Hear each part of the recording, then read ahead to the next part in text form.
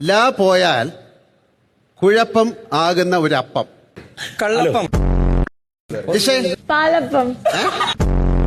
നൂറയ്ക്ക് അറിയാം? വെള്ളപ്പം. എവിടെയാണ് ലാ അതില്? അതിലില്ല, ഇല്ലല്ലോ.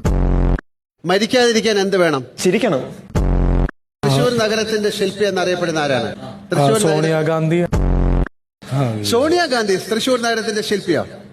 അല്ല, ഇടക്കൊക്കെ വന്നു പോയിട്ടുണ്ടോ? രാഹുൽ ഗാന്ധി. നൂറ, ആരാണ് തൃശ്ശൂർ നഗരത്തിന്റെ ശില്പി? Ezhuthachan. I think it's A fish. അവിടെ ഇരിക്കെ. ചുമ്മാ കൈ നീളം കൂടുതലുണ്ടെന്ന് പറഞ്ഞിട്ട് ഇങ്ങനെ പൊക്കി. ആര്യൻ, ഞാനൊന്നും കൈപോക്കിയിട്ടില്ല. അല്ല എന്നാലും പറക്കാൻ പറ്റാത്ത ഒരു കിളി. സാബുമാൻ, അവിടെ ഇരിക്കെ. അവന് ഈ പക്ഷി, പിന്നെ നീരാളി, ചെലന്തി, അതിനൊക്കെയാണ് അറിയാവുന്നത്. ഇക്കിളി. ഞാൻ ചോദിച്ചില്ലല്ലോ.